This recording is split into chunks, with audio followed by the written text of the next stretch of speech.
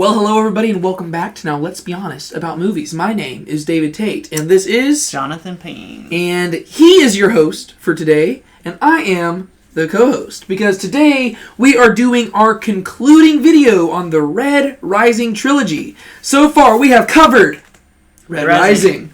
We have covered... I'm trying to do two things at a time. Golden Sun. Golden Sun. Oh, that's not even gold. Like, that's more of a gold. It looks better in person. I'm sorry. This is just weird. I guess that's the closer we're getting there.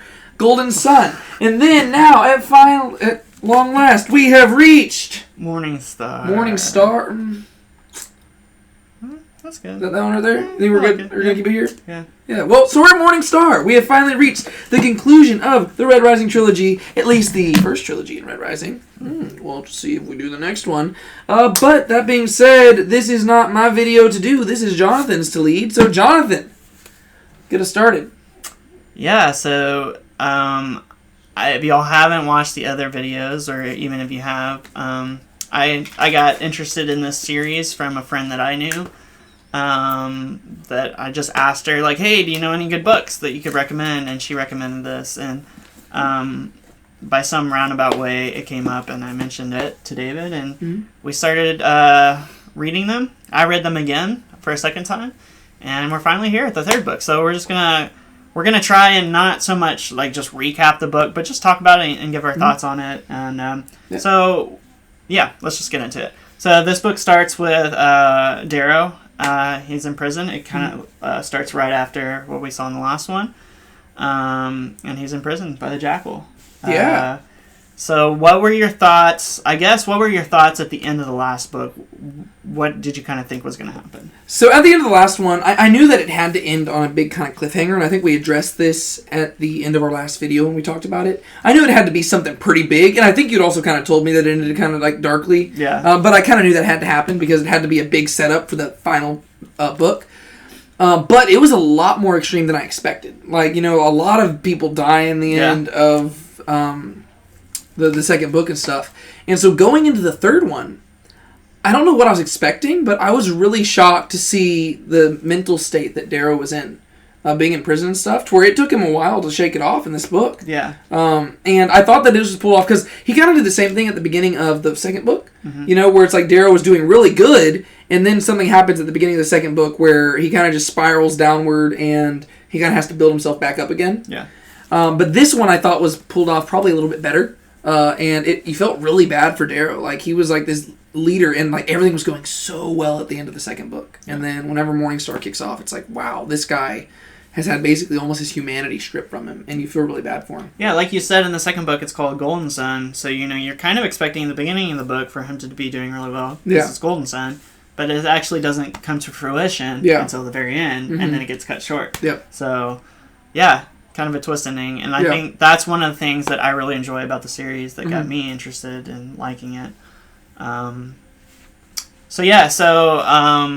don't know, I'm assuming you expected Darrow to escape.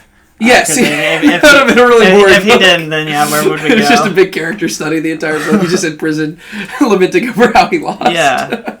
Yeah. And so we see that the Jackal has, faked his death. Oh, that was interesting. Yeah. So, I think that's kind of cool. He doesn't really go into depth into the technology they have. But basically, it's the idea that they can clone people. I don't know how much we've gotten into that in the series so far, but I think that's basically what they did. Or they put, a mask on someone that looked like Darrow's face. Yeah, I don't remember the exact details. It's been a few months, I think, since I finished this book. It's just a matter of whenever Jonathan and I can actually get together and film these videos. Yeah. I don't remember the exact details, but they did do something where it, accurately... I guess it was almost like they carved the person or something, probably. Yeah, they carved them to look like Darrow and killed that person. Yeah. So everybody, including Mustang, everybody thought that he was dead, except for, I guess, Severo, right? Severo was the one person who had faith. Yeah, everyone kept telling Severo, hey, you're crazy, he's gone, and, we saw him dead. And to be fair, Severo is a bit crazy. Yeah, he is a bit crazy. Yeah. He's a bit crazy in general, so I think that's why people were like, come on, dude. Yeah. And so Severo, eventually tracks him down, and we get introduced to a new character. We get to meet Holiday and her brother. Trig. Trig, yeah. So what did you think of Holiday and Trig? Well, they did. I think you told me that they play more into the next series, if that's correct. Yeah. Because Holiday plays a lot into this one. Trig is kind of just in the very beginning and he dies. Yeah. But how they're introduced, it seemed like they're going to both be pretty significant. Yeah. So I don't know if Trig comes back or if there's just more backstory to do with him. But I thought they were pretty cool characters. Holiday seemed really cool, and I like that it never seemed that she really blamed Darrow for her brother's death. Yeah, because she's realistic. Yes, I was afraid that that's what they were going to go with that, and that made me like I got apprehensive about it. But she seemed pretty cool about all of it, and so I thought that was neat. But yeah, and I think that the narrator was it Stephen Pacey? Stephen Pacey. Oh, the guy who reads on Audible? I have no idea. I think that's his name. I'll look it up while you talk. So some context behind that. We both listened to the Audible version of it. Yeah. And I think that he does a really good job narrating the voices. And I think that added a lot of character to Trig, to the point where Trig is someone you actually kind of care for. And when Tim Gerard Reynolds. Okay. Yeah. Yeah. Sorry. Okay. Steve Pacey is like another Audible narrator that I listen to. But anyways, so I think he adds a lot to it. Like, I don't know, if I were just reading it, I don't know if I care so much about Trig, but I thought that he gave a good, cool personality to Trig where, I felt bad because, Well, he was super excited about meeting Darrow and stuff. Yeah, and he was like kind of I don't know if it was an idol or, but he knew of him but never met him. Yeah. And then he felt kind of bad because Darrow was just not living up to it. Because Darrow was just not in the right mental state. Yeah. But yeah, he gets killed as they're escaping. By Aja, I think. She kills most people, so yeah. Yeah, so that's going to have impact on this book and future books. So then they escape, and then they're, they join up with Severo, and then they decide that they're going to go capture this guy, Quicksilver, who they believe is kind of helping the Sovereign. And he's the richest guy in the whole, like Cosmos or something. Yeah, I think something like that. Yeah, he has a lot of resources, and he's a Silver. Yeah. And they believe that he is the main person assisting the Sovereign. So they go and they infiltrate this meeting. They don't know there's a meeting. They go and they're going to capture him, and then they stumble into this meeting. Yeah. And Mustang's there. Yeah. My good Mustang. And I thought this was kind of cool. There's some tension here because they're fighting, but Darrow's wearing a mask. And he's fighting Mustang, and she doesn't know it's him. Yeah, well, she thinks he's dead. And so she's literally about to kill him, and I think, his mask falls off. It breaks off, and then she's like, oh my gosh, whoa. Yeah. So at first, I think she doesn't trust it's him. I think she thinks that he's actually dead, and she thinks that it's somebody else who's been carved to look like him or something like that. Maybe. I can't remember exactly. I think it's just like a brief moment where I think it's just probably the shock, but that was a really cool scene. I really enjoyed that. Also, just an FYI, the reason why I finally messaged Jonathan and was like, hey, we need to get together and do this video is because I really want to get to the next, I really want to start the next series. I've got it right here. Nice. And so that's another thing about me, just in case you're wondering. I listen to them on audio, but I also have this OCD thing where I also like to highlight stuff that stuck out to me. I don't know if you can see it on here, but I even highlighted this page. And so I listen to it on audio, but I also highlight in the book if I find something that sticks out to me. And so I'm just really excited to read this next series. And so I was like, Jonathan, we need to get together and do this video. So that just lets you know how much I really like this book. But sorry. Yeah, back to this fight scene. It's a good series, and I think that you at first didn't enjoy the second book as much, but I think the second book adds a lot to get you ready to make the third one really exciting. The second one pays off well. Yeah. If I had to rank them, I would go the third one was my favorite, the first one's my second favorite, and the second one's my least favorite. Yeah. But that's because the second one's bridging the gap, and it does a very good job at that. So yeah. And then these books will of course set up for the next series. So that's kind of another cool thing about the next trilogy is you already kind of have the setup for it. I can't remember exactly. He might introduce characters a little bit, but I don't think he does. I think he just kind of goes into it, which is cool. Nice because you're expected obviously to have read the previous ones, so you don't need all that context and build up as much for it. Yeah. So after the whole thing with Mustang, what happens after that? I'm a little bit rusty. So they go. Their plan is, and this is another thing that he does in his books a lot, where they don't reveal the plan. Darrow has a plan, gets a plan, and it unfolds, and you find out. It's kind of like a movie in that way. Yeah, it's kind of cool. I've said this before, but it's kind of like an Ocean's 11 movie where they're doing stuff, and then you don't find out until the very end how that plays out. Yeah. So like his plan is they're gonna go to the Obsidian homeworld and get the Obsidians to join them. Oh, also, by the way, it turns out Quicksilver was actually on their side. So the conclusion of that was they fight. A couple people die. No one like major. Mm-hmm. It's Moira dies during that. Who is the sister of Aja? She's one of the Furies.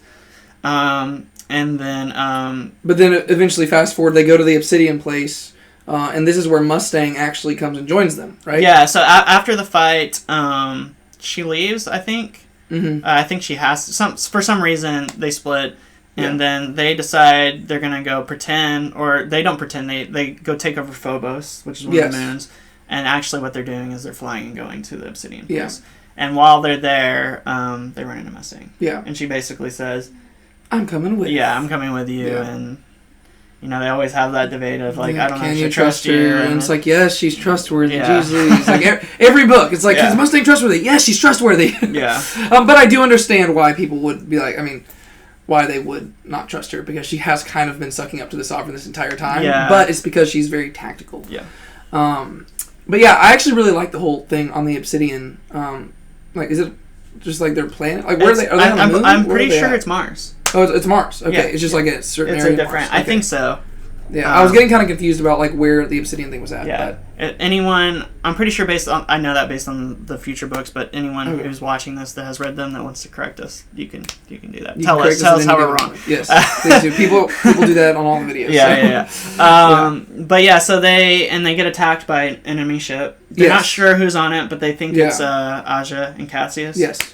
And then they both crash. Mm-hmm. Because it doesn't wasn't it Ragnar? He like gets in a ship and doesn't he like fly over and like crash into them or something like that? Or he sends like a pod or something to go crash into the other ship because both ships crash land. Ragnar does something like just super ludicrous. I just remember that scene because Ragnar's like, "Oh, don't worry, I will take care of it." He just runs out, and the next thing you know, both ships crash land. I think he like doesn't he jump on the other one? Or I have no idea what he does. I just remember or he shoots a. He does something. He does something very Ragnar-like. And they both crash land. And then there's like this weird thing where I think Ragnar somehow landed in the water. And so I think it ends up being Mustang who dives in to save him. And there's like some like beast or something. Yeah, what did you think about that? That just threw me off. I didn't know what was happening, man. It was a little confusing the first time. The second time you read it, I think it's a little bit... Yeah. I think there's a certain amount of mystery to it. To make it scarier, like what is that thing? Yeah. Because we don't really ever get revealed completely what it is, but it's just like it's basically this idea that carvers just made these like crazy, like dangerous. It's like creatures. Under the ice or something. Yeah, and it's just like this thing. Yeah, so. And just to clarify, I read through this book way quicker than I read through the other ones because I enjoyed it so much. I just literally could not stop listening to it. Like it was like I'd go for a run, I'd listen to it. There was one day him and I were gonna go work out, and he ended up being late. And I had stuff I could have done at home, but I ended up just walking around the park listening to this book for a while until he showed up. And I was actually at this point in the book whenever I was doing that. But I knocked out this whole thing in just like a few days, which for me is really fast because I usually like to take it all in and let it marinate. But this one I was just enjoying it too much, so I went through a lot quicker, and that's why I'm a little fuzzier on it. But yeah, I thought the beast thing was weird. I was like, what's going on here? Yeah. But then they get out of that and they start wandering, and they're kind of in a bad state because like they have no food. It's freezing cold.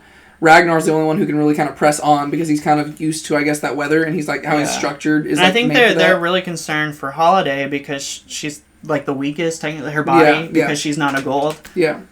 So she's like kind of dying. Like she's, I think they're all dying because the whole thing is that they're afraid. But she's the closest. Yeah. So their bodies and stuff are a little bit more. Like immune, but and then they come across the other crash site, and that's where they encounter like the cannibal obsidians or something like that, and then they keep going and they eventually find Cassius and Aja and those people, and then we get what is probably my least favorite scene in the entire book. Yeah, this is sad. Totally unexpected. Did not like it. Made me mad. So this is where Ragnar dies. You didn't have to say it, man. You didn't have to say it. They just glossed over it. Like, He fights Aja, And he's so confident, too. Yeah, I mean, we're kind of confident. Yeah. I mean, Aja is not like... I think it was set up well because Aja's not like someone you think, oh, she can't die yet. You know, she could have died then. To be fair, whenever Ragnar said... Like, there was something about how he said it so confidently. Yeah. I was like, he's not going to be out of this alive. Like, I was like, there's no way. But I didn't want to believe it because... I thought, like, I think for some reason, I just thought Ragnar was, like, a main player in, like, the next series as well. Mm-hmm. Even though I haven't read them and I have no reason to think that. You haven't told me that. I just kind of assumed that Ragnar... I think you told me that the Obsidians were a big deal in the next series. And so I just kind of assumed, since Ragnar was the one Obsidian we knew, I was like, oh, well, he's going to be the one to, like, lead that. Yeah.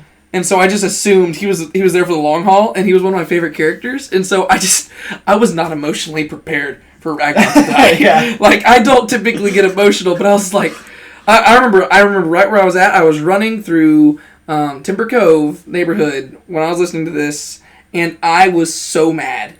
I was like, no. Like, he was like, I could fight her. And, like, they were like, can you win? He was like, yes, I can win. I was like, oh, that means he's not going to win. Yeah. I was like, he's going to die. And, like, didn't she, like, do it, like...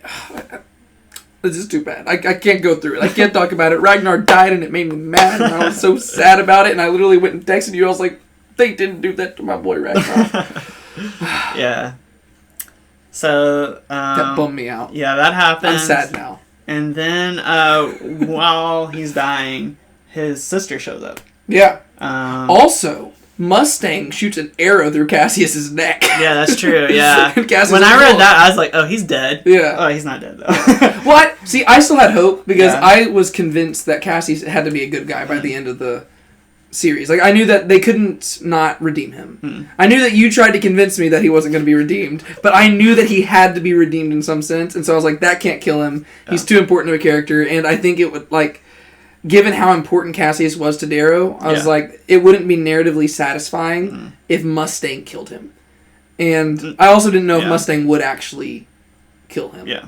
And I think that's the important part of that, is that you know that he's not going to die, is Mustang shot him. So and she would know how to shoot him so he's not going to die. And her relationship with him in the past. Like, she does care for him. Yeah.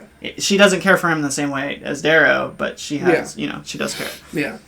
Which is going to play a role in the story also. Yeah. But then Ragnar's sister comes up. That's where I cut you off. Yeah. So Sephi the Quiet, who is quiet. She doesn't talk. And her name is Sephi. Yeah, and so it's the sister of Ragnar. I think it's half-sister? Maybe, I don't know. Yeah, I think their dad's the same, but their mom's different. I don't think so. I think they're the same mom. Or... Maybe it's different dad. Yeah, because they're the same mom. Dad. It's different dad. Sure. Yeah, you're right. Yeah. Yeah, it's different dad. Yeah, okay.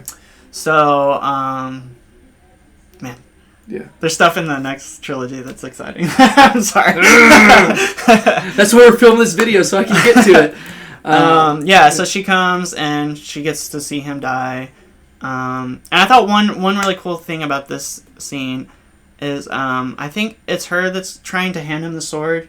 But instead of taking the sword, I forgot what he does. He like takes her hand or something. But he's basically saying like he doesn't want to die. Yeah. As a warrior, but as like a brother. Basically, that's what I took from it. And kind of. Well, he does something to signify that Darrow is his friend. I'm trying to remember exactly what it was. Yeah. Well, and he's also trying to show what Darrow stands for. Yeah. That he's not just someone that is like. A warrior, but he's actually coming to free. Because they're trying... That's the whole point of their trip there. They're trying to get across this message that... Because Obsidians will believe that gold are gods. Yeah. And they're trying to dispel this belief that they're gods. And Ragnar was kind of crucial to that plan. Yeah. Because he was going to be the one to show up and say, like... He was going to show up razor in hand and be like, the golds are not gods. Yeah, and even before this, we had Ragnar saying, like, he didn't know it was going to work, even with him being there. Yeah. And Ragnar was kind of like their superhero. Like, they were like, wow, Ragnar's awesome. Yeah. But then he dies, and that kind of messes up their plans. And so they're kind of taking custody. And Sephi's kind of cool. I like her. But then they get put in prison and stuff, and they have to kind of do this little prison break. There's a lot that goes on in this book. Yeah. Like, as I'm thinking about it, there's a lot of plots that I kept thinking as I was reading. I was like, okay, so this is like, we're approaching the final plot. But then it was like, no, there was like a lot of different, it's very episodic almost. Yeah. Like, to where you could almost see how they could take this book and turn it into like a season of a show. But, then I think they go and they meet Aliyah, which is their mom.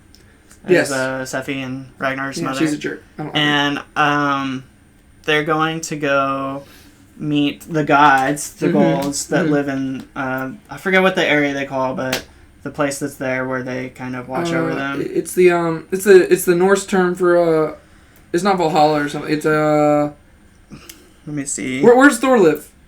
The place that Thor lives. It's oh my gosh, this is gonna bother me. It's not that important. It's the place where the gods are at.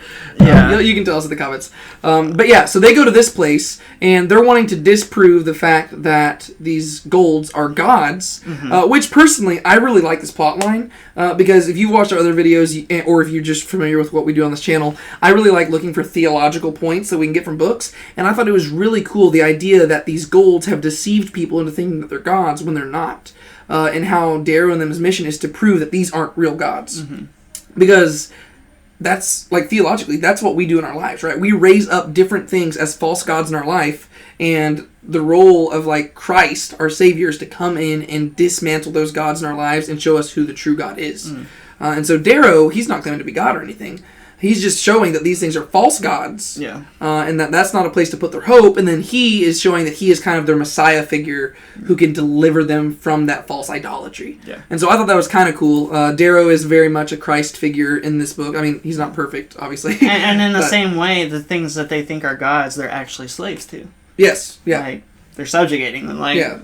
It's not good for them. Whereas Darrow's whole thing is freeing them. Yeah. Right? And that was Ragnar's big thing as well. He didn't want to return a slave. Yeah. He returned as a brother. Yes. And so, yeah. So, anyways, they go and they end up, like, I guess, raiding this place, and I think they kill the people. I can't remember if they kill them or take them prisoner to take back. They take them prisoner, and then they kill them in front of the Obsidians, because they're showing, like, if they just showed up with, like, the armor or something, it would be nothing. They're just proving that they're not gods. Yes, they're they're bringing them in there, and then they kill them in front of everybody. And I think Sephi kills one of them. Yeah, probably. Because Sephi kills it, just to demonstrate that, and then Sephi also kills. And I thought it was kind of cool. I think the people that they bring are people from the first book that were the moderators. Yes, one of the moderators of one of them. Like, I think he was he was Loki or something. Yeah. Because they're all based off of the Norse gods. And they apparently got sent here because of, like, all the stuff that happened in the first one. Like this Asgard. This is Asgard. Asgard is the place. I'm pretty sure. Sorry, yeah, it's like I thought it was kind of interesting, that part too, because they set it up like it's kind of like a role playing for the Obsidians. Like, they're making them, like, believe that they're gods by all the stuff they do. Like, they go to this temple and they have to. This is where they do their trial. And they make them believe they're gods through all these rituals. Yeah. I thought it was interesting. This is something I like about the world building. I like how Pierce Brown, like the author, I like how he incorporates the different mythologies into the stories, and like how they built the tribes off of the different mythologies. So like the Golds are very much like Roman mythology. Yeah. Whereas the Obsidians are very much Norse mythology, and just those things in and of themselves tell you about what their culture's like. Yeah. And so I just thought that was kind of neat. But, yeah. Yeah, so they take these prisoners back to Aliyah to prove that they're not gods. Yes. And they find out that Aliyah was already aware of this. Mm-hmm. And she has just been going along with it. Yeah. And so Sephi is just... She kind of realizes her brother, what her brother's trying to get across, and that these are just, like, humans subjugating humans, you know? Yeah. And she kills her mom. Yeah, because Ragnar's whole thing is he said that there's no way to win the Obsidians over with the mom staying alive. he was already alluding to that beforehand, and he was right. So. Yeah. Because he was afraid. I think he was afraid before that. That's why he knew it was going to be hard to convince his mom. Yeah. And so Sephi kills the mom, and then she wins over Sephi starts talking. I think that's what does it, right? Yeah. She's quiet, and then finally she speaks, and she kills the mom, and everybody's like, "Oh crud!" Yeah. Sephi's speaking. And Sephi the quiet's no longer quiet. Then they all start following her. Yes. So that they kind of gain their trust, and the whole point of the whole overarching plan is that Darrow is trying to make war on the Sovereign, but he doesn't have an army, so he's trying to go to these different places. So this was one place he was trying to get. The Obsidians are powerful. Yeah, and he knows that, and he knows that the only reason that they haven't been able to use their power is because they believe that they're lesser than they are. So he's freeing them from that. And so his next objective... It's also interesting if you think about the whole idolatry thing. Like, you know, whenever you have a false god, you don't realize the true potential of, like, how God has created you. Yeah. Don't focus too much on that, or you'll get proud or boastful. But the idea that you're not living up to your actual purpose, right? The Obsidians, they were subjugating themselves, and as a result, they thought that they were weaker than they actually were because they were believing in these false gods. But well, and we know that from the previous books that's why they did that to the Obsidians, because they knew they were so powerful. Yeah. So the only way that they could make them obey is that they had this mythology and religion that like subjugated them. Yeah, if you think about it, it's kind of like the Jews in Exodus, right? Where they were becoming so populous, and like the Egyptians were like getting scared. Like, if these people keep growing, they're going to become so powerful they can overtake us. And so they enslaved them. Yeah. And then once they still kept growing, they started killing off the babies and stuff like that. So this is like an actual. You can tell that he's put in his. There's history behind it. There's history behind this, and so he's not just a good writer like Pierce Brown. He's also, I keep wanting to say Pierce Brosnan. Yeah. Pierce Brown. He's not only just a good writer, but he's very well read, and I think that's really cool. So yeah. So the next place they go is they're going to go to Jupiter, and to get more stupider. Yeah, that's it. Basically, that sums it up. No, they're going to Jupiter to. I think they call them the Moon Lords. Is that right? Yeah. So I think they go to the moon. They go to the moons of Jupiter. I think, right? Yeah. Because they realize that these people could potentially help them also fight against the sovereign. Yeah, because these are people that. They basically, one of their moons, I think, got destroyed by the, not the Sovereign, but I think the Sovereign's father. Yeah. Before she killed him. Yes. And so, they have a rivalry. They're just not powerful enough to do anything about it. So Darrow knows that there's this conflict, and he's going to go try and get their help. Mm-hmm. And when he shows up there, he finds out there's another guest of this Moon Lord. Rogue Fabii. Yeah. So they all meet together, and so he comes in contact with the guy that betrayed him. Yeah. It's crazy how much I remember exactly where I was at whenever I got to these points of the book. Yeah.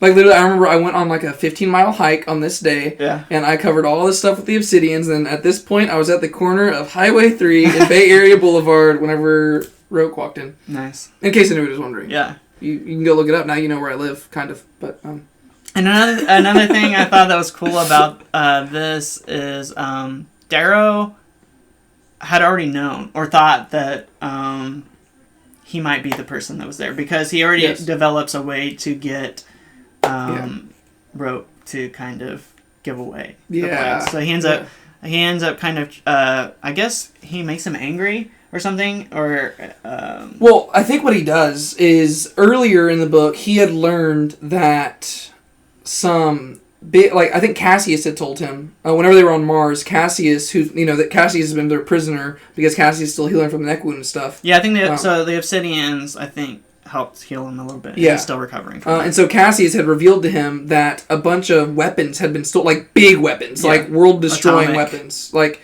they had been stolen from the stockpiles and stuff from the Sovereign, which she shouldn't have had those to begin with, because those are mega powerful, and it calls back to her father, who was super powerful. Yeah. But it was most likely the Jackal who stole those.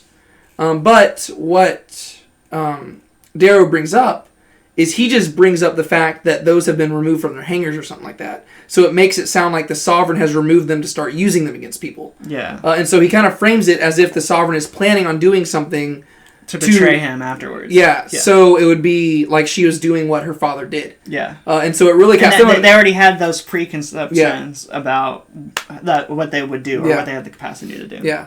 And so he's kind of framing it under a bad light, because technically it's the Jackal who stole it. Yeah. And I think Roke and them believe that it's the Sons of Ares who stole it. But I think that they might not even know, or I forgot exactly, but he's kind of surprised by it. Well, Cassius knew. Yeah, Cassius. So, Roke didn't know, I don't think. But Cassius knew, and I think they were under the impression that Sons of Ares had stolen. Yeah, maybe so. But anyway, so he already plans this kind of ahead of time to get Roke to put Roke in a bad light with them. Yeah. So anyways, he ends up winning Romulus's approval with the stipulation that Darrow has to betray and reveal the location of all the Sons of Ares in that area. I think. Yeah. Well, I think he says he gives them the Sons of Ares or something like that. Well, he gives them their locations in the Outer Rim. Yeah. So all the places they are in the outer rim, he goes away. So basically, also, did we ever mention that Severo is now Ares? Yeah. I don't know if we mentioned that, but it's kind of cool. Yeah, he becomes Ares. He also has a fake eye. That's true. Isn't it Darrow's? Yeah. So how does he lose the eye? I forgot. I don't fully remember, but I just know it was a weird scene. I think Aja actually cuts his eye out. It's just mentioned. Yeah. You don't read the scene where he fights her, but I think when he's looking for Darrow, he comes across Aja. Yeah. He fights her and he cuts his eye out, and then he escapes, and then he gets a new eye, and it's Darrow's. Darrow's old red eyes. Yeah, it's like it's awkward. It's weird. It's like Severo's a freak, man. Yeah. Okay, sorry. I just had to mention that because that scene was also. I texted you about that as well. I was sitting outside of Burritos in Pasadena when that happened. I was like, I just remember it. Yeah. But yeah, so going back forward, they get Romulus's help, and then after this. Now they are basically preparing for war, right? Is that like basically this is whenever they kind of are going to go take on Rogue and his... Oh, because it's literally immediately after this. Yeah. Because Rogue has been betrayed and Darrow goes out there and they actually have this conversation where he's trying to like mend things and it just doesn't work. Yeah. And I think this is where they finally have the conversation. You had told me that there was a conversation like this where I think Darrow brings up, he's like, hey, when did I lose you? Mm-hmm. And Rogue says it was whenever his... second girlfriend died. Yeah. Right? What was her name? Lydia? Something like that? Or was Lydia the first one? No, that was the first one. Lydia was the first one. The second one was... I don't remember her name. But she when she died, he says, that's whenever you lost me. And there was no going back from that. It's like, I think you're mixing two names. But anyway, y'all can correct us on that too. We have read the book, I swear. Yeah. It's just been a while. It's been a while, and there's a lot of characters. And, we're just here to talk about it, not be experts. We're just sharing our thoughts. Yeah. But yeah, so he goes to war pretty much right after that, and he has Romulus helping him, and Mustang finally kiss. Okay, I don't remember that, but obviously you do. Yeah, that's before he gets in the star shell. Yes. Yeah. Okay. Yeah, like they don't know if they're ever going to see each other again. Yeah. And then they kiss, and I'm just happy inside because I like romance, and Mustang's cool, and Darrow's cool, and I like when they kiss. Cool. Good to know. And I know where I was standing at right here, too. I was still on my 15-mile hike, if you're wondering. Nice. I was at the corner of NASA 1 and El Camino. I think they all were wondering, so I'm glad you cleared that up. I mean, there might not be anybody who's still watching at this point in the video, but yeah, that's where I was standing at. Yeah. Whenever they kissed, and I was like, oh yeah, there we go. So then they went off to war. So yeah, so they're basically winning the war, and they infiltrate Rogue's ship. Mm-hmm. Well, they use the claw drills. Yeah, the claw drills. So he gets the Reds to help him. Yeah, I thought that was cool. Yeah. I like how he used the Reds, like the lowest ones, in order to do like really the greatest task. Yeah. It shows like he's very smart and tactical, but also it shows how he's using, like he knows all the people's different strengths and it makes him a good leader. Yeah. You know, he's not just exploiting them, he knows them well. Right. And he even talks about how that's his advantage over Rogue. Is that Rogue doesn't know the people like he does. He's interacted with the different colors, and he knows their strengths and their weaknesses and how to use them. Yeah.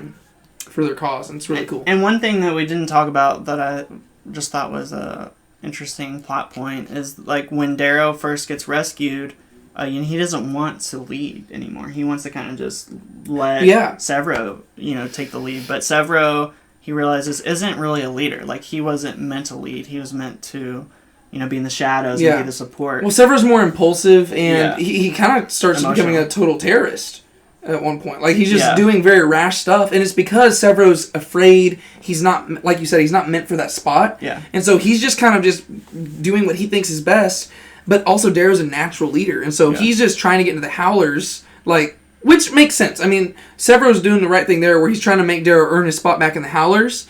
But then there comes a point where Severo's just making these dumb choices, and Severo's about to blow up. He's about to use a thing to blow up some people, and him and Darrow actually get into it, and they start fighting, and it's actually a pretty intense scene. I really like that scene. Yeah, we didn't talk about that. That is a good. And they really get into it, but then eventually it's actually really heartwarming. At the very end, finally, Severo, like the scene ends with Severo just crying in Darrow's lap, and it's because Severo realizes like he was not meant to lead. Darrow was meant to lead, but then they don't want it to just flip like that because I think they realized tactically that would look bad. It would look like Darrow forced himself way there. So what they did is they just said that they were both leading, right? And so they kind of went in there and they announced they were both co-leaders, which I thought that was really cool. I totally forgot about that. There's so, like I said, there's so much that happens in this book. That to detail all of it, just go read the book. Yeah, and then we also have the part in the beginning where Victra and I think Victra. Yeah, because Victra as a prisoner in the beginning, she also gets rescued. Yeah. Very interesting to see her as well, because she's usually this very tough figure, but she's gone through torture. Yeah, she's been tortured, and I think her and Darrow get recruited to the Howlers. Yeah, so that's a cool scene too, because I think they're being infiltrated by the Jackal or something. That's another thing that I liked, because there's a few things in this book that I find predictable, but they're not predictable in a bad way. It's almost like things happen, and I'm like, you know what I would like? I would like if this was the twist, and then it ends up being the twist. I'm like, oh, that's great. And that was the case there, where I was like, oh, are they just being attacked? I was like, you know, it'd be good if this was just like Severo and them initiating them to the Howlers, and then it was. I was like, oh, that's great. I do feel bad for Victra though, because I think Holiday was this where Holiday also joined them. Yes, all three of them were captured and stuff. Yeah. But I do feel bad for Victra, because she is interested in Darrow. Yeah, and she has been even in the last book as well. But he's just not into her. Yeah. And I do feel bad for her, but don't worry, things work out for her in the end. So they back to where we were at. They infiltrate Rogue's ship. Mm-hmm. There's actually a pink that betrays Rogue and lets them in the room. That's how they get to him. And Rogue's just in there like, what, listening to Beethoven or something? Yeah. And he's thinking that they're like doing fine. Yeah, and then he's really upset that, you know, and I think that's Rogue's, what do they call it? Your hubris. Oh, hubris. That's Rogue's hubris, is that he believes that as a gold, you know, the structure that they have works. Yeah. And in this instant, it kind of crumbles, and that's the weakness. Well, the issue is that it was the pink, right? It was because if they had treated her better, she wouldn't have betrayed them. Well, yeah. Yep. And that's what I'm saying. He believed that because he was gold and they respected them and they were in that order, that it would remain that way. Yeah, but their order became their downfall. Yeah. So, that's exactly hubris. Yeah. But, good stuff. But once again, great writing. Because I was really confused. Whenever the door opened, I was like, what the heck? Yeah. And I expected, like, this was a twist that actually did catch me off guard. Because I expected that Rogue would be there and, like, he'd be aware. Yeah. That, you know, like, he opened the door purposefully. Yeah. But then it was like a pink, and, like, she was like, shh. Yeah. And I was like, oh, crud. And it said, like, Rogue didn't even know. You know, he was just still listening to his music and everything. Yeah. And I was like, oh, that was good. Yeah. And then, like, that was a good twist I didn't see coming. Yeah. And he says something to the pink, like, her name and stuff. He's like, he couldn't believe that he would betray. Like, he can't understand that. Yeah. He can't grasp that concept. Yeah. And then, this is sad, too. Because Rogue, I didn't expect him to die. He was the one I thought would actually last till the end of the book, and I was hoping for redemption there. I think I just like redemption stories. Yeah. But I thought it was a good end for him. Yeah. It's kind of a twist. The one that sticks with Darrow longer is the one that ends up turning on him, and the one that kind of betrays him right away is the one that... Well, yeah, because I think in the last book, I don't think I expected Rogue to turn on him. I mean, there were a few things where I was like, if Rogue doesn't turn on him, he is one of the most gracious people in the world. Yeah. But you kind of thought that of Rogue. Like, you thought that he was the kind of person that would... give Darrow chances, so instead of being captured because his pride as a gold, he can't accept Darrow's message. Yeah, and he commits suicide, right? Yep. Doesn't he? He puts the razor around his neck. Yeah, and he's like very poetic. He recites a poem before. I can't remember the poem. You can tell us what it was. But, he recites a poem before he dies. Yeah, no, it's a really good scene. I liked it, and then him and Darrow just have this conversation where he's just kind of saying like he just affirms. He's like, I believe in the system. Yeah, and he almost it makes it seem like I think he doesn't even have anything against Darrow anymore. He just says, I just don't want to be part of a world where golds aren't in charge or something. Yeah, it is very heartbreaking because in a way it's almost like he admits that the system isn't perfect. It's just that's what he prefers and that's what he believes in. Yeah. And so it's really sad, and then it really is hubris. Like he's like, I'm gonna kill myself, and you're like, oh man.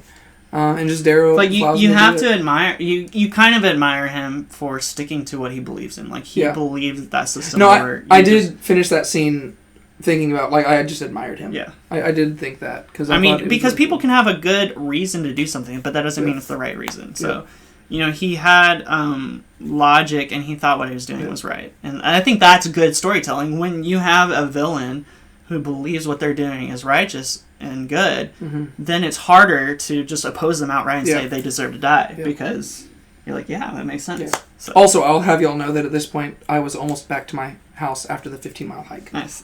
Whenever I was reading the book, in case anybody was wanting an update, I covered a lot of this book in that hike. But and a lot of this we've been going over is focus on Darrow, but there is a lot about Victra also. Yeah. And in this part, while this is going on, her sister Antonia is basically running away. She's leaving the rest of Rogue's fleet to get destroyed and running away. And Victra pursues, and I think Darrow tells her not to, but she does anyways. I think so. And she actually ends up capturing Antonia. And then they go back to their ship, and they find out there's a riot going on with the Obsidians. And the Obsidians have... they kind of already knew this. They had Cassius aboard, and they knew people weren't going to be okay with them leaving him alive. And when they go back, they find out the Obsidians had taken him out of the prison, and they're hanging him. Yeah. Because of all the vile things he did. And, because his people led to the death of Ragnar and all that stuff. Like they have a lot of animosity against him. Yeah.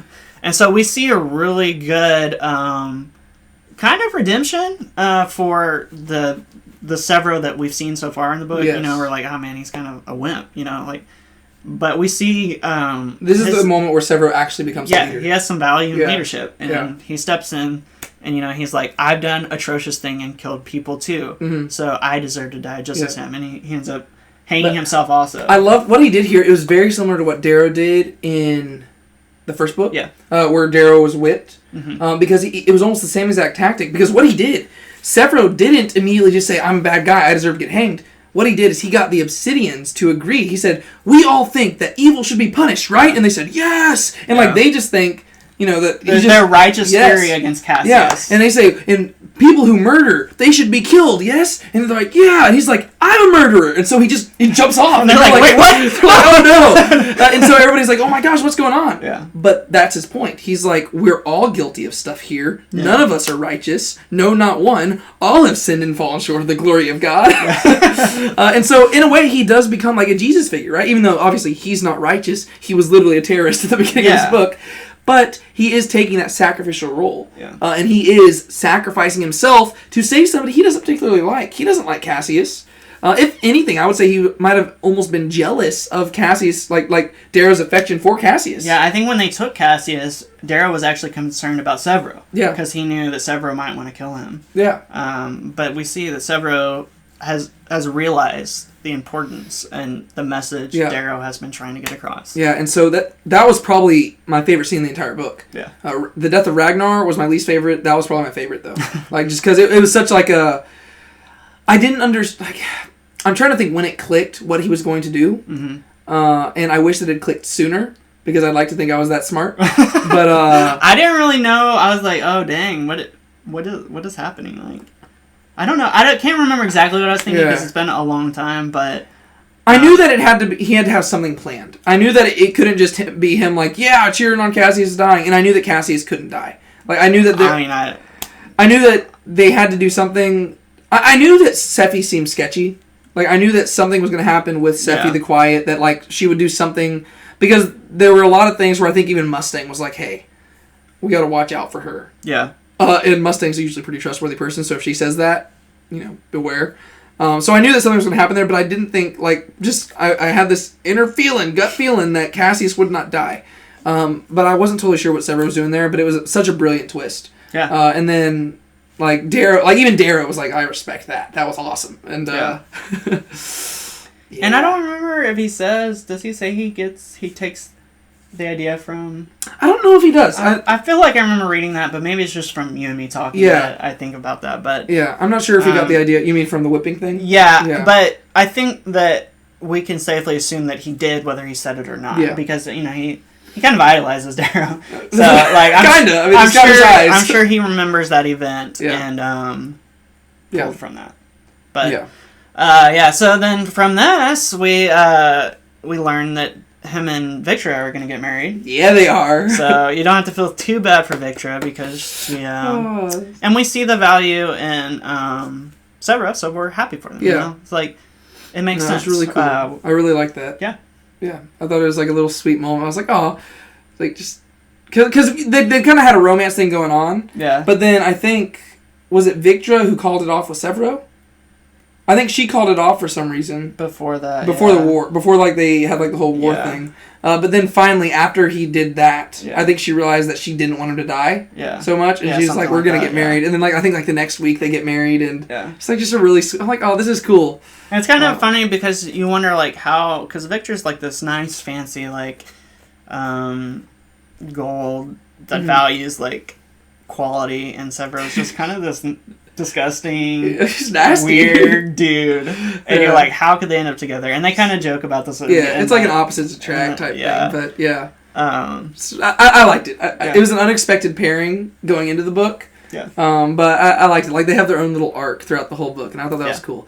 But then eventually, so after the wedding and stuff, you have this conversation between where the Jackal calls Darrow, and him and Darrow kind of talk back and forth, and Mustang comes in and talks with them and everything. And eventually, Darrow, he has a conversation with Cassius, because Darrow's just kind of watching through, like, old holocam videos, and I think he's watching something with Rogue, I think? Or no, he's watching the videos from their times in the Institute. And then eventually he calls Cassius in, and we don't know, like, him and Cassius have this really cool, like, bonding moment, where they're just kind of, you know, enjoying each other's company and reminiscing, and I enjoyed that as well. I thought that was cool, because... Once again, it gave me hope that Cassius would get redemption. And then at the end, Darrow actually leaves Cassius in there and says, hey, you need to watch these videos. And they don't explicitly state what the videos are at this point. And then he leaves. And this is the last we hear about Cassius for a little bit. What happens after that? Well, there is one important thing that I'll just mention. It doesn't play a factor in the rest of the book, but it is an important plot point. After Rogue dies...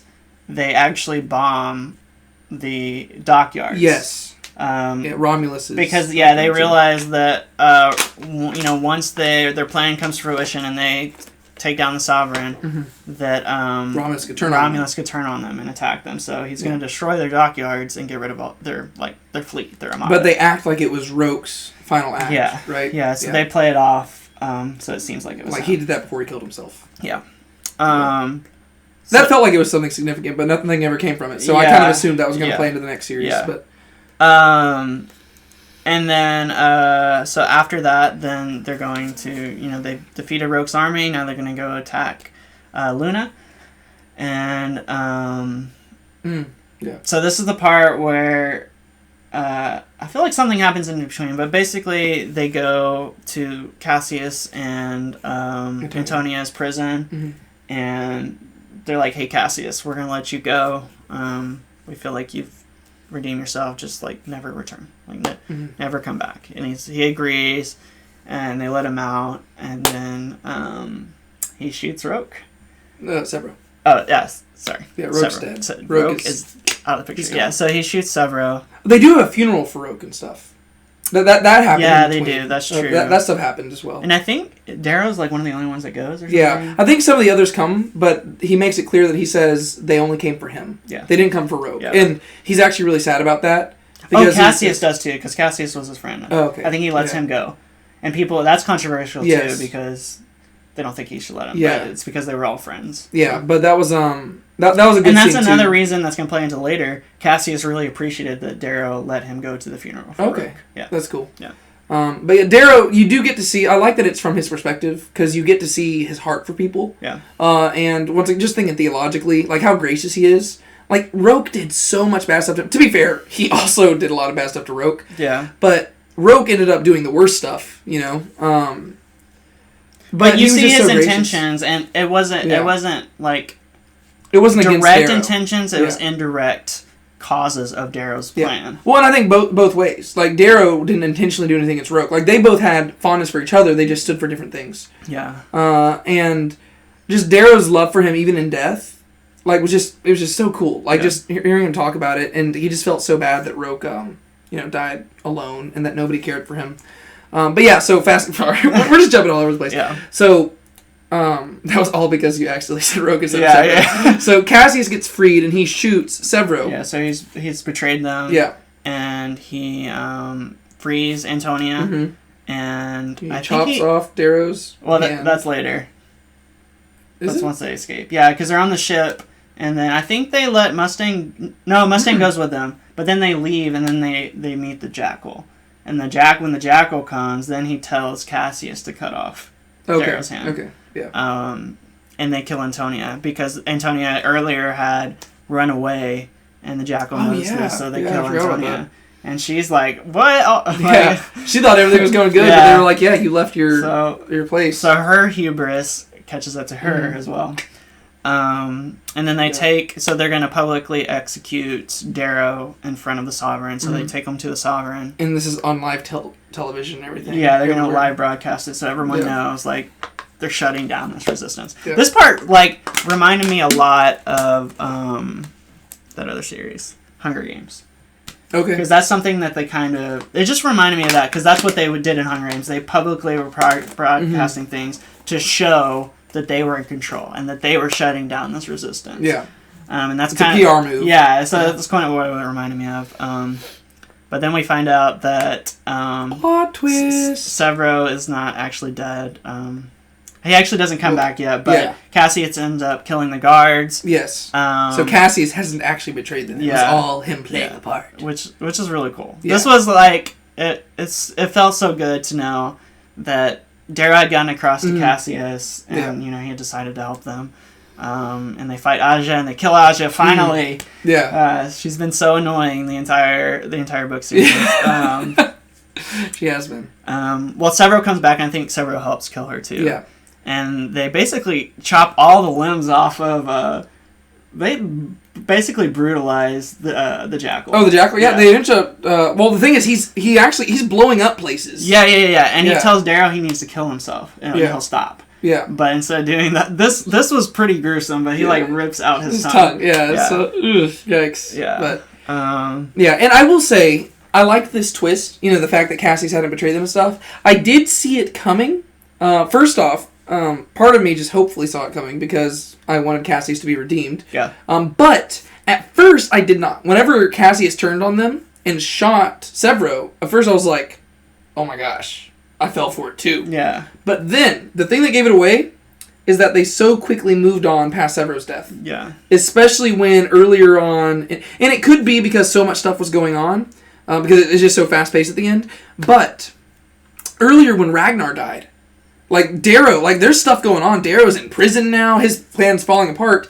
But he spent pages and pages and pages lamenting Ragnar's death and feeling horrible about it. Yeah. Whereas when Severo got shot, it literally is like he fell down on the ground. And I was like, wait a second, did I read that right? And then it just moves on. Yeah. And then it's like they threw Severo's dead body. And I was like, why is Darrow not mad? He was Ragnar was his friend, but Severo was his best friend. I think when I read it, the reason it didn't I knew something was going on. I didn't know what was going to happen, but I think I read it as it was kind of the denial phase. When something traumatic happens, you're kind of just not thinking about it. You're just this is happening, this is happening, this is happening, and then this. And because all the stuff was happening to him, it was in the back of his mind, but the grief hadn't hit him yet because they hadn't had time. So, and I did start considering that mainly because I didn't know how Severo. Well, first off, that's another thing. I didn't think Severo could die. Yeah. I thought that'd be really sad because, first off, he just got married and stuff, and I was like, don't end this series on that. That would just be. It would actually ruin the series for me if all the happy stuff that happened just end. If everything ended in catastrophe, that would be this ruined the whole series. But the fact that I didn't know how he was going to be back to life. I was like, he literally just got shot. How do you come back from that? Yeah. But how, once again, Pierce Brown, amazing writer. Because I never thought about that, but we have seen somebody die and come back to life in the series before. It's literally the thing that it starts the whole series off. Darrow dies, and then he's resurrected because he's given this drug that knocks him out, and then something else has happened to where he's resurrected, and that's what starts the whole Red Rising story. Yeah. Whenever he's hanged and stuff. So they did the same exact thing, and I was like, oh, it's such a good bookend. It starts the story, ends the story, and that was a great twist. Yeah. So I saw that the Cassius was going to get redeemed. I knew Severo couldn't die, but how it was going to happen was a great twist that it's always it's a better twist whenever you know you could have seen it coming, right? Like, that's the good mystery. Like, it's not good, like, if you read, like, a Sherlock Holmes book or something, and you watch the whole thing, and then the solution is something that you could have never possibly guessed, then it sucks. But if it's something where you're like, oh, I just missed that detail, then it makes it all the richer, and so the way that they brought Severo back, I was like, I also love the way he, like, wakes up, like, they put the stem in him, he's like, ah! He starts freaking out. Yeah, no, that was good. Severo's a funny character. I really enjoy him. Yeah. And the whole final scene was really good, very cathartic. Like, just all this stuff is happening. The Jackal's finally getting his comeuppance. Yeah. Cassius is finally good guy. Severo's there. They're all fighting. And then I like Darrow's kind of like, yeah, this was all part of the plan except for losing my hand. Yeah, I just kind of rolled with a bunch of stuff. It was like, that was improv. Yeah. And didn't Cassius cut the hand off? Yeah. And that was the thing I was confused about, because they were like, what hand does he fight with? And I was like, Cassius, you could have told them the wrong hand. That's true. But he's like, he's right-handed. I think what I would think there is that the Jackal is very, like, he knows when someone's lying or something. No, that's so he true. Didn't want to do any. They were trying to do everything they could to seem as genuine as possible, because they were already lying about other stuff. Yeah, so. I would have been like, "Hey, dude, you could have lied at that one." Yeah, I don't care. But yeah. So then, the Sovereign ends up getting killed as well on public TV. Yeah, she's like bleeding out the entire time. Yeah. And then Lysander, the grandson. Yeah, the grandson's there. His name's Lysander, right? Lysander. Yeah. And he ends up kind of giving... He's just fine with all of it, it seems like. He kind of just approves. I mean, he's a lot more calm with it than I would expect. Like, your grandma just got killed. I think... And he's just like, yeah, I saw this coming. I think it's explained in the later books a little bit better, but I think it's attributed to the fact that he was raised by the Sovereign and who she is as a person.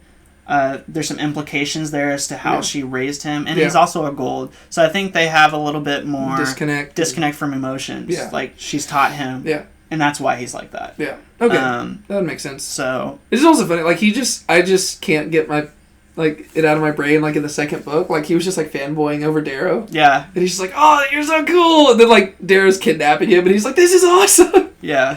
Well, I think in the second book, he hasn't realized yet that Darrow is who he is, you know? No, and once he realizes he's betraying Gold, I think that's where he kind of changes his mind a little bit about But Darrow. then he gets kidnapped again by, technically kidnapped. I mean, they could have killed him. Yeah. And so he ends up leaving with, I'm not really sure, I guess because Cassius, literally lost all his family to everything. Yeah. And so because that was in the videos that Darrow showed him, right? Yeah. Like, it was that they killed his family. Yeah, so he revealed to him that Sovereign was actually responsible for killing his family. Because I think he thought that it was the Sons of Eris, but it wasn't. Yeah. Sovereign actually did that to manipulate him. Yeah.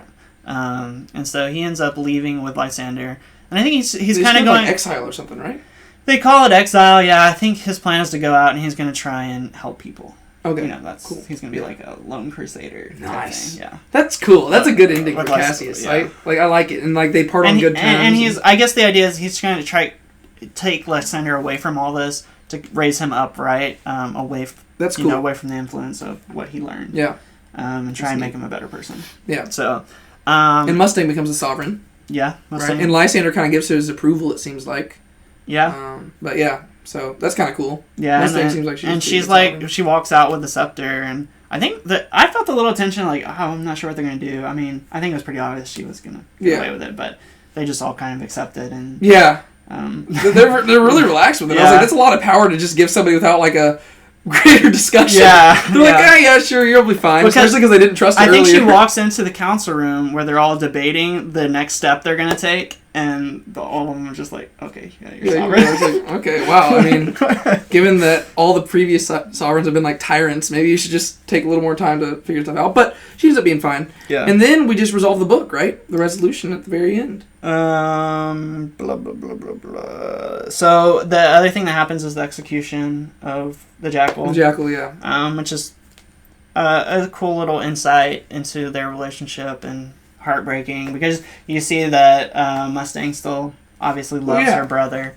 and she's the one. I think that's also like a bookend type thing. We see the death of the Jackal and his his sister pulling his feet. Yeah. Just like Darrow had to do in the beginning. So yeah, and the first one, like, well, it's bookended because the Red Rising has succeeded. Yeah. Right? Because the first one, it was a red being pulled by a red for unjust reasons. Yeah. Whereas in the end, it was a gold being pulled by a gold for just reasons. Yeah. And so it's very, very poetic. Yeah. Roke, if he had lived to the end, would be very satisfied with how this book series ended. And he uses the same wording, too, because in the very beginning, he's like, you have to pull the feet because the gravity is too low on Mars. Yeah, and then he uses the same wording again. I thought that was cool. He uses the same wording. Yeah. And it just ends like that. Yeah.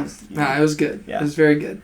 And then the very last thing, we see them going to... I think they're going to Earth. They go to Earth. They do, yeah. And they're on like a beach, and the Telemonuses fly up. Yeah, I will say I did not like this ending. Yeah. But, yeah. I other than this, I liked it.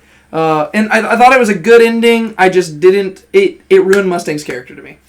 A little bit. But, so, turns out, did Mustang and Darrow, are they already married at this point? No. They're not. Okay, so they're just back together, and are they planning to get married? I don't remember.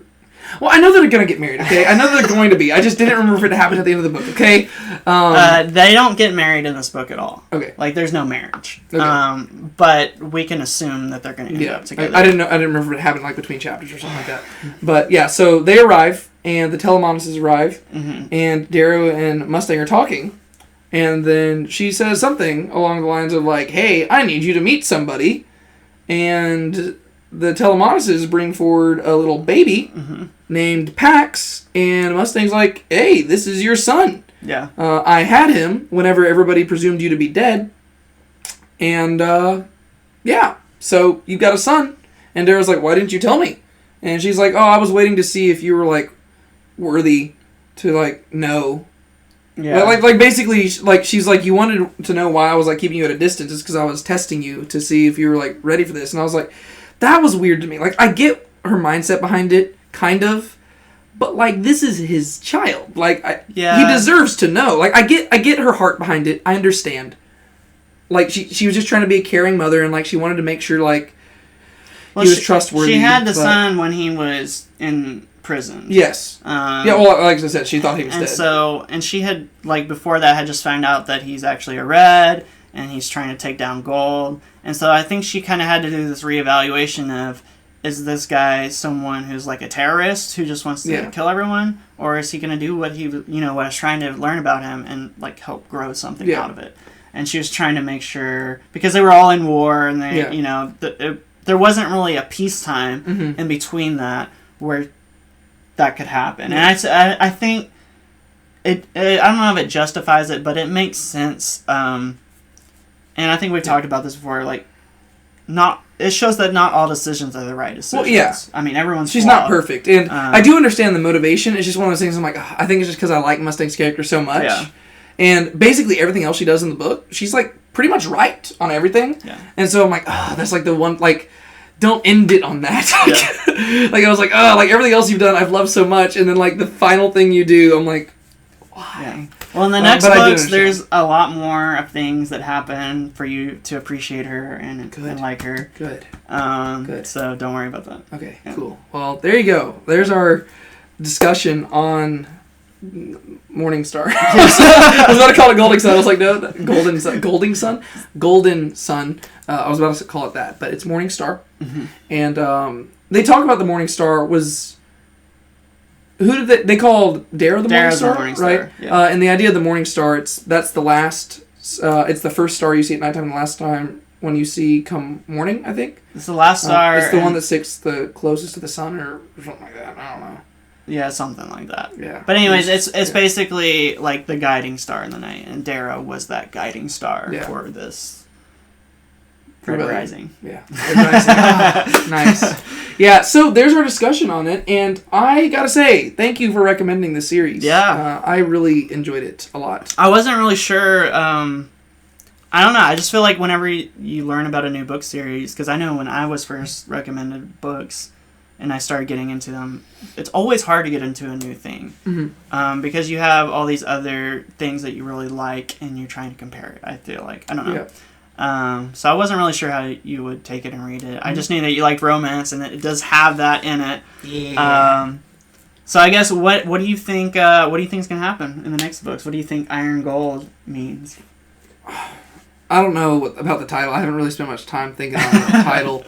The other ones I kind of had an idea about, like Red Rising. I was like, okay, well he's red, so he's gonna start a rebellion. Yeah. Golden Sun. Well, I knew that Red Rising ended with him being like submissive to what was the dude? Nero. August. I was like, okay, so that one did give it a little twist because I thought that the majority of the book was going to be him like under Nero, but and it kind of did in a little bit, but I knew it was going to be about him being like the gold child, like like he is like esteemed in front of everybody, and I had a feeling that was going to end with him being like knocked to the ground. And then Morningstar, I wasn't sure because when I think Morningstar, I think of the devil. Yeah. Because the devil is called like the Morning Star, like he's compared to the Morning Star and stuff. Like supposed to be like the angel that was the like one of the leading angels, like the one very near to the sun, and then he fell away. And so I was like, oh, it could be that. But I wasn't sure what was going to happen there, so I was thinking maybe it had to do with betrayal or something. So that was a little bit of a twist. Iron Gold, I don't know. Like the cover is of a feather on fire, so I'm actually going to predict that there's going to be a Hunger Games crossover. And that's exactly what happens. How do you know, man? Yeah, Katniss is going to show up, and she's going to be like, I time traveled here. And they were actually the same universe, just all the stuff in Hunger Games was on Earth. Yeah. That's what was going on. Oh, okay, cool. Yeah. That's good to know. Yeah. Sweet. Awesome. And so, like, because they're at the end, they're in Earth in the end, they're actually right next to her at the end of the No, so Iron Gold, I don't fully know. Iron Gold, is that just a class of golds? Iron Gold is what they call, like, because, golds, they have, like, pixies. Yes, yeah. And they have different classifications of what a gold is. Iron Gold is, like, the true version of a gold who is like a leader, and so I'm assuming that refers to Darrow, but maybe not. I don't know because I know that it is from different perspectives. Yeah. So I'm excited to see that, even though I still really liked it being from Darrow's perspective. Yeah. And so I think I'm going to be kind of sad to not be always from his, but they are longer books. Just looking at the audiobook length, they don't look that much thicker, but the audiobook lengths are a lot longer. So I don't know if the margins are different or if the guy who's narrating just reads a lot slower, but. Well, I will say I don't think the title gives away too much of the plot of the book, but I have given you a hint at some of the plot points of it, just to get you excited. So I think that Lysander is going to show up and kill all the Obsidians, and Darrow is going to kill Lysander. Okay.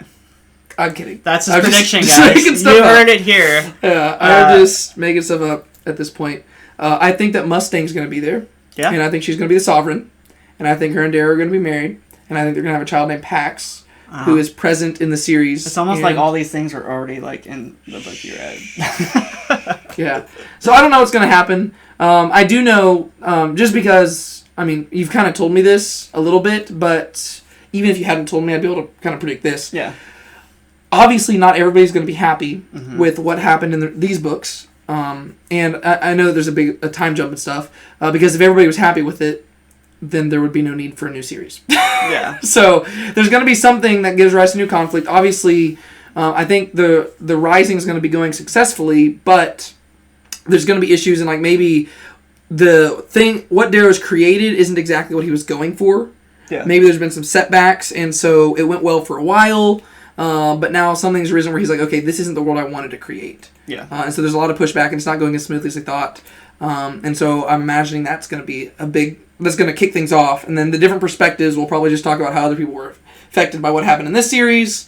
And these people will slowly begin to interact with one another. And that's my predictions. But after I read the first book, I'll probably have a better prediction about the next book. Because then I'll know what the kind of thrust is of the story. Well, reading it, I wonder if he had plans before he wrote these for what he was going to do in the next one, or if he just tried to tie it in. Because there's a lot of things in the next series that tie into these books. I feel like, from reading them, the third book, he put in a lot of stuff that happens that affects the other books. Okay. So I don't know if he thought about it, like writing the third book's like, oh, I need to do this stuff for the next series. But I think it's cool how it ties in and what we see in the next one. Yeah. And even if you don't read the next ones, since I haven't, this is a satisfying conclusion for the whole thing. So it is kind of cool. He did a very good job to where there are still some threads hanging there that weren't resolved, right? So you still have the main thing I'm thinking of was the thing with Romulus's, the docks, because that was a big thing that they spent a lot of time detailing how he was going to blame Rogue and stuff, but nothing ever came of it. And so I was like, okay, that is a hanging plot thread that could go somewhere. And so he did set stuff up, but at the same time, when you finish the book, you're like, okay, this was a satisfying ending. Yeah. And so I'm excited. I'm excited to go through them, and I think that I've made the executive decision that we will make videos about this. All right. These books. You've heard it first here, guys. Yeah, you heard it first here. Don't know where else you would hear it. Unless just this YouTube channel just blows up and people just start doing reports on our YouTube channel. I think that's people probably what will happen. Yeah, honestly. people are like, David and Jonathan are going to be like doing a video on the next Red Rising books. But they're good. Yeah. And there's a third book coming out that has not been released yet. There's only 2, so we're hoping for that this year. Come on, Pierce Brown. Come on, Pierce Brown. Come on, Pierce Brosnan. I'm kidding. I wonder if they made a movie. You think they could get Pierce Brosnan to play a character? I think he's too old now. Well, he could play I'm not saying play Darrow. He could play Lorne. That'd be cool. Oh, maybe. You want him just in there just because his name sounds so similar. Yeah, I feel like you'd have to. Pierce Brosnan, Pierce Brown. I mean, you gotta have him in there. You think he fit the role of Lorne? I think he could. I don't know. Maybe not. Anyways. Okay. Well, do you have anything else to say? No. That's it. You're like, no, I thought we were going to be done 10 minutes ago. Okay, well, thanks for watching this. Yeah, if you did. If you checked out to the end, thanks for joining us. I hope you've read the book and you can comment or tell us how wrong we are and all the mistakes we made. Honestly, just roast us. Yeah. Just dig into us and say how terrible we are. But no, really, we enjoyed the series, and that's why we're talking about it. If you enjoyed the series too and you want to talk about it, like this video, subscribe, check out our other stuff. But yeah, we're gonna do the books in the future. He has to read them, and we have to wait for the third book to come out, but we'll get through them and we'll give y'all videos, and we'll just have cool discussion about it. And so my question for you today is that if you got to see a Red Rising movie and stuff, who would you want Pierce Brosnan to play? Comment below and let us know. But until then, my name is David Tate. And I am Jonathan Payne. And this has been Now Let's Be Honest About Movies. We will see you later, my friends. Keep a smile on your face and don't let anybody steal your joy. Bye, guys. Bye.